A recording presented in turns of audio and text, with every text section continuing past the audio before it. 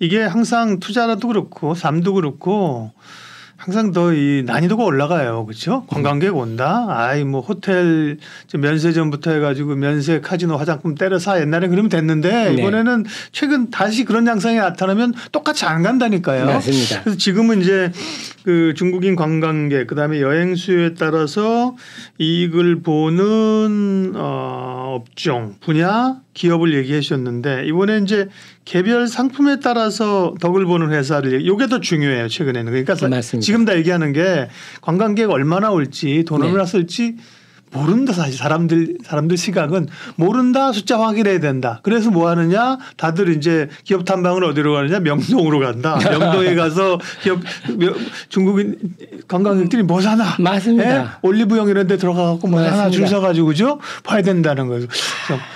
밥솥이냐 화장품이냐 뭐 뭘 사느냐 옛날에 마스크팩이라는데 요즘 마스크팩 잘 안 팔리잖아요. 네. 그거는 좀 알려주십시오. 그러니까 저도 명동 나가봐야 되겠다. 박사님 말씀 들으니까 뒤늦게 깨닫네요. 그래서 중국인들이 선호한 제품 저도 관심이 많아서 살펴봤는데 코로나 기간 때문에 그런 것들이 많이 사라지면 제일 우리가 제가 나름대로 순위를 매긴다면 최근에 언론은 좀 납니다만 쿠쿠밥솥.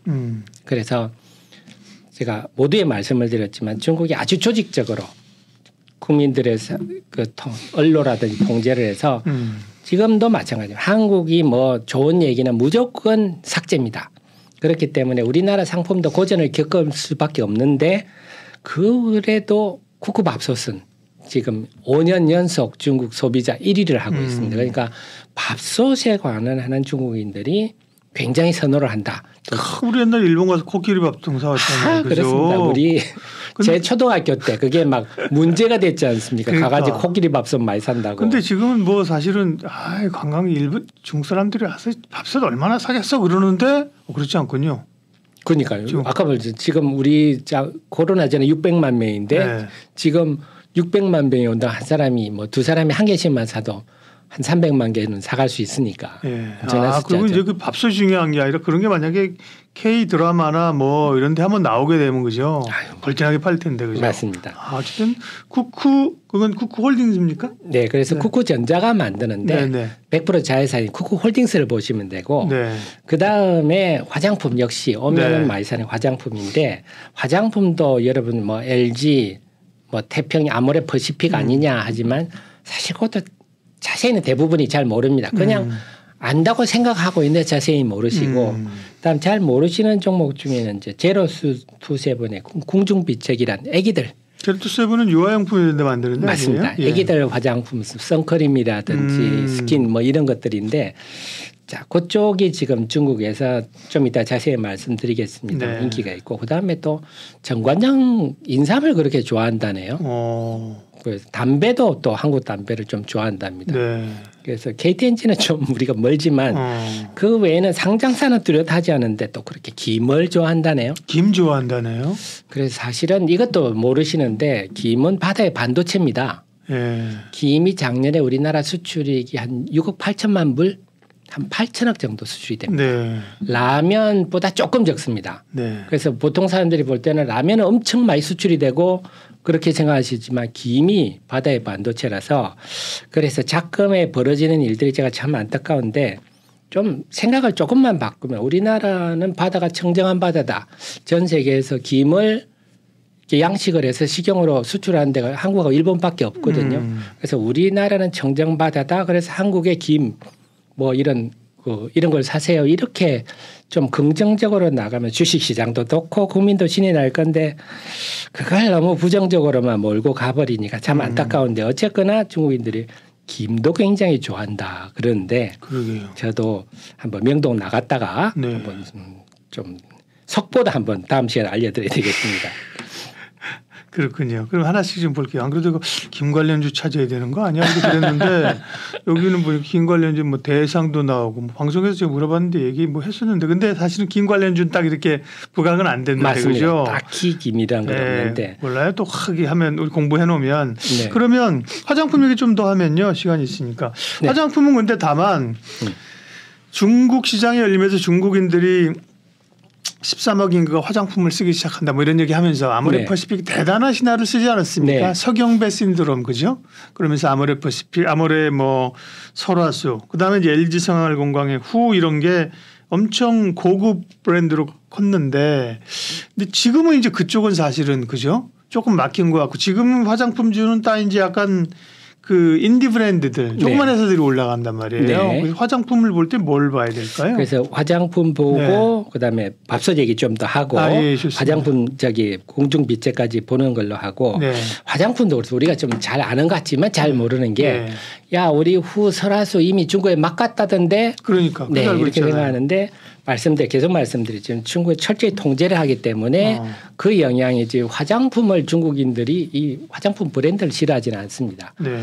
그래서 작년에 매출이 많이 좀 줄었거든요. 그 지금 후 브랜드 사실 후하고 설화수하고는 차이가 좀 많이 납니다. LG의 후는 매출 규모가 큽니다. 그래서 보면 2020년에 2조 6천억 브랜드가 2021년에는 2조 9천억. 근데 작년에 1조 8천억 줄었거든요. 아, 그 단일 브랜드로요? 네. 오, 엄청나죠. 그래서 LG생활건강 전체 매출의 한 4분의 1 정도가 후입니다. 그러니까 중국 관광객들이 온다 하면 아모레퍼시픽보다는 LG생활건강이 훨씬 덕을 볼 가능성이 높다. 이렇게 보셔야 되는데 생각하면 작년에 중국에서 재작년에 2조 9천억 팔렸는데 작년에 1조 8천억 팔려서 막 갔다 이러시는 분이 있는데 그러면 공부를 좀 해야죠. 상해 봉쇄하고 코로나 봉쇄 때문에 그러네요. 지금 화장품 살 경황이 어디 있습니까? 지금 뭐 움직이지도 못하는데 그래서 이 브랜드력이 떨어진 게 아니라 네. 중국의 경제 봉쇄 때문에 그런 일이 있고 후 브랜드의 매력도는 여전하다. 그래서 분기별 매출로 보면 지금 2분기에 후가 한 4,300억 매출됐거든요. 그래서 특별히 떨어지지는 않고 있습니다. 예. 그래서 중국 관광객들이 오면 여전히 후를 선호할 가능성은 매우 높다. 이렇게 보셔야 되고 다만 아모레퍼시픽은 좀 다른데요. 네. 아모레퍼시픽의 설화수는 전체 매출에서 차지하는 비중이 한 4%밖에 안 됩니다. 의외로. 그래서 LG는 4분의 1 정도가 후라고 말씀드렸는데 설화수는 그렇게 비중이 안 되고 또 아모레퍼시픽은 지금 방향을 탈중국 미국에서 의외로 매출이 많이 늘고 네. 있습니다. 그래서 미국, 중남미 뭐 이런. 맞습니다. 네. 그래서 앞으로 한 2, 3년 후에는 중국보다 그쪽에 비중국 쪽에서 매출이 더 클 거다. 그래서 지금 방향은 아모레퍼시픽은 탈중국 쪽으로 가고 있는데 어쨌거나 뭐 설화수도 중국인들이 좋아하는 브랜드인데 제가 드리는 말씀은 이 두 가지 우리가 뭐 후나 설화수나 비슷한 거 아니야? 뭐 이렇게 생각하시는데 사실 그 기업의 매출에 미치는 영향은 판이하게 다르다. 그렇죠. 그게 중요한 거죠. 네, 역시나 우리 하 대표님이 딱 분석을 하면 그죠. 우리는 그냥 감성적으로 네. 맛이 갔다며 안 산다며 네. 그래 자국으로 다 대체한다며 이렇게만 생각하잖아요. 맞습니다. 그런데 이제 그 정주영 회장이 얘기한 것처럼 임자가 해봤어? 그치 해보진 않았지. 들었지. 우린 듣기만 했지. 그런데 네. 분석을 해주시니까 다르네요. 네. 그러니까 또 이거 뭐 또 유튜브 유담입니다만 네. 제일 많이 나오는 게 한국 사람들 피부가 왜 저렇게 좋지? 네. 이유가 뭘까?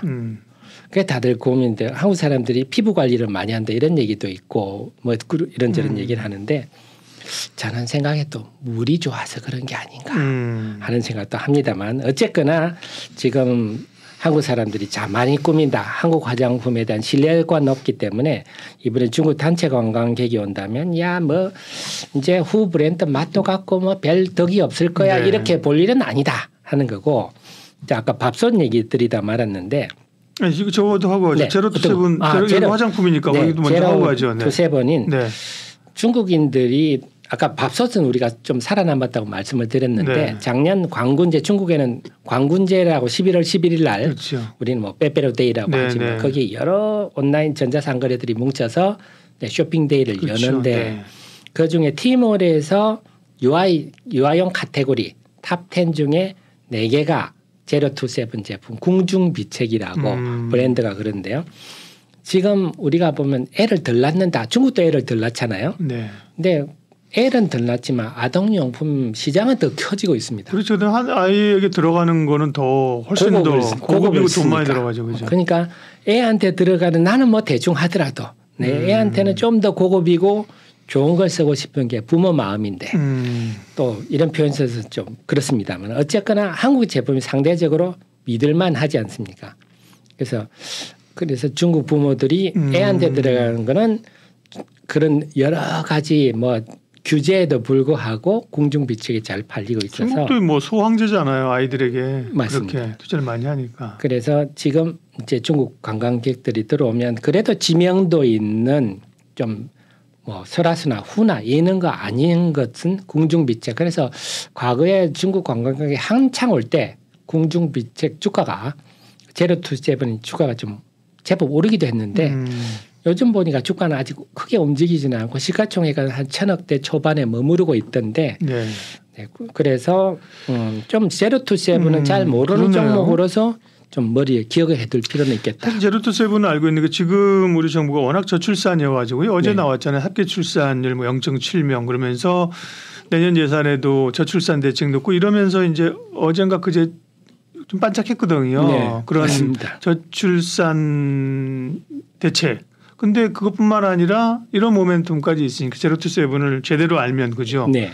이 이슈들이 좀 여러 이슈가 있네요. 하나 더 붙인다면 네네. 이 회사가 그동안 적자 요인이 패션 사업을 아동복을 했었거든요. 네. 아동복이 매년 적자를 해서 한 5년 동안 네. 한 360억 정도 적자를 봤습니다. 접었어요, 근데? 그래서 작년 9월부로 이제 접었기 때문에 이제 적자 요인을 싹 접었기 때문에 올해부터는 호조 요인만 되는 상황에서 또 이렇게 중국 관광객까지 오니까 이 회사는 이제 최추세적으로 실적이 좀 좋아질. 네. 제로투세븐은 알고 계시겠지만, 네 여담이라기보다 제가 하나를 깨알 정보를 들으면 제로 0부터 7이잖아요. 제로투세븐 0세부터 7세까지 유아를 대상으로 우리는 비즈니스를 한다. It's 제로투세븐. 저도 몰랐습니다. 네. 네. 중요한 건 아니지만 이 회사의 색깔을 보여주는 거죠. 그렇죠? 네. 네. 좋습니다. 네. 제로투세븐 보고요. 그다음에 밥솥으로 가죠. 네, 밥솥. 네. 아까 잠시 얘기 드렸는데 그래서 아무리 한국을 까고 해도 밥솥만은 중국이 또 무쇠밥솥을 그렇게 좋아한다네요. 그래서 쿠쿠의 이 밥솥이 인기가 있는데 쿠쿠 홀딩스는 자본금이 36억입니다. 아주 작죠. 그러네요. 그런데 액면가는 100원이거든요. 네. 근데 유보율이 한 28,000% 됩니다. 와, 무증해야겠네.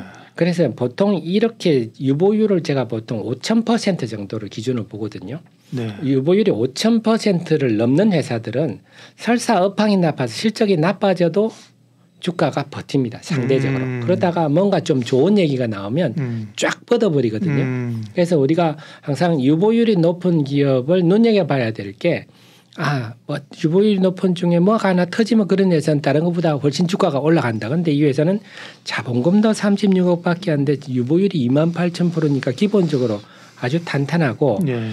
그 쿠쿠 홈치스라고 상장 회사가 있거든요. 뭐 하는 데죠? 렌탈. 네. 거기도 짭짤한데 순이익이 한 1,000억 이상씩 나니까. 그래서 뭐 상장 자회사도 있는 데다가 쿠쿠제 100% 자회사 쿠쿠전자가 이렇게 지금 밥솥을 만드는 게 지금 잘 되다 보니까 네. 그래서 말씀드린 이렇게 탄탄한 재무 구조라서 여기서 중국 관광객 이슈까지 하면 이런 거는 팡 튀어버리는데 최근에 주가가 좀 팡 튀고 있습니다. 근데 재미있는 게 지난 수년간 보면 정말 주주들이 정말 힘들 정도로 주가가 15,000원부터 19,000원을 몇 년을 왔다 갔다 했거든요. 그러니까 들고 계셨던 분은 뭐 환장할 지경으로 됐다가 이번에 그 7월에 한 600% 정도 면세점 매출이 늘어났다 뉴스가 나오니까 주가가 2만 원 이를 순간적으로 한번 팡 뛴 줄 아침에 상한가까지 갔다가 그 순간에 기관들이 다 팔아버렸어요. 내가 질려가지고 묵은 주식들 맞습니다. 질려가 징글징글해서 팔았는데 그 물량을 소화하고 다시 그 이상 올라가고 있는데 그래서 이 부분이 또 우리가 주식으로 보면 오랫동안 기면 또 움직이면 큰 시세가 나잖아요. 그래서 이런 요인들로 봐서는 쿠쿠홀딩스는 우리가 생각한 것보다는 훨씬 강한 시세가 분출될 수도 있다. 그래서 지금 시가총액 해봐야 한 7,000억 정도 하는데 그 정도에 있을 회사는 아니지 않느냐. 그래서 우리가 항상 개인 투자들 힘든 게 주가가 올랐을 때 이게 지금 어떻게 해야 될지 고민하실 때 보셔야 될 게 재무구조와 시가총액을 보셔야 되는데 쿠쿠홀딩스는 그동안 몇 년을 지금 묵었기 때문에 싱싱한 시세가 분출되고 있다. 네, 이렇게 좋습니다. 보셔야 되겠습니다. KTNG도 말씀하신 것처럼 뭐 인삼이나 혹은 뭐 홍삼, 담배 이런 것도 있지만 이게 사실 또 약간 배당주 성격이 방어주 성격이 맞습니다. 있잖아요. 네. 그런 점에서 주가도 이제 탄력 있게 올라오는데요. 네. 네.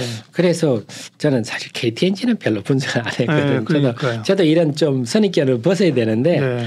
그냥 우리가 좀 나라에서 운영하는 기업들은 항상 그 자리에 있는 주식이라는 생각이 있는데 제가 시간 나면 네. KTNG도 한번 또 공부를 네. 해가지고. 근데 뭐 말씀하신 것처럼 뭐 중국 관광 관련해서는 뭐 KTNG를 그거를 이제 직접적인 연관 뭐 여행 관련주로 이건 아니잖아요. 아니기 때문에 괜찮습니다. 그리고 앞으로 이제 좀 우리가 공부를 한다면 시세가 날 수 있는 게 아까 말씀한 화장품인데 네. 올 중국 얘기가 부각되기 전까지는 좀 비중국 비중이 높은 우리나라가 어느 정도인지 하면 지금 일본에서 30년 만에 우리나라 화장품이 1위로 올라섰습니다. 맞아요. 예. 그래서 우리나라가 뭐 중국 말고 다른 데서 그동안 좀 일본이나 다른 데서 성과를 내는 화장품 클리오라든지 이런 거 위주로 왔었는데 그 중에서도 뭔가 이번에 제가 명동 네. 나가가지고 네. 중국인들이 무슨 화장품을 사는지 보시고 나중에 알려주십시오. 네, 그래야 될 것 같습니다. 예, 오늘 뭐 중국 관련주 가운데서 면세 얘기도 하셨지만 실제로 이제 상품 관련해서 밥솥, 쿠쿠홀딩스, 그다음에 화장품 LG생건, 그다음에 특별히 제로투세븐 이 정도 얘기해 준 것만 해도 엄청나게 도움이 됩니다. 이제 들으신 분들이 스타디를 해야 되는 거죠. 그렇죠? 맞습니다. 네. 하태민 주식TV 하태민 대표님 오늘 귀한 시간 내주셨습니다. 고맙습니다. 네, 감사합니다.